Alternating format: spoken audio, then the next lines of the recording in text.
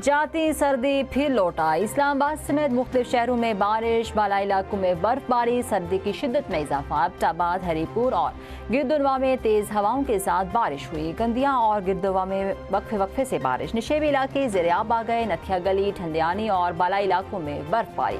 ठंडी हवाओं से मौसम सर्द। बारिश और बर्फबारी का सिलसिला आइंदा 24 घंटे तक जारी रहने का इम्कान। मेरी बर्दाश्त खत्म हो गई, अब से पार्लिमानी पार्टी का हिस्सा नहीं। पीटीआई पार्लिमानी पार्टी के व्हाट्सएप ग्रुप से जुनैद अकबर की ऑडियो लीक। व्हाट्सएप मैसेजेस में जुनैद अकबर ने कहा, अब से चीफ और वेब को न मानता हूँ, ना ही पार्लिमानी लीडर को। ये चीफ वेब कौन होता है? फैसले करने वाले के रोजाना कौन बोलेगा? ये क्या तरीका है कि वो बोलेंगे और हम डेस्क बजाएंगे? किसी में हिम्मत नहीं दहशतगर्दी पर पूछ सके। ऐवान में मोहसिन नकवी क्यों ना आए?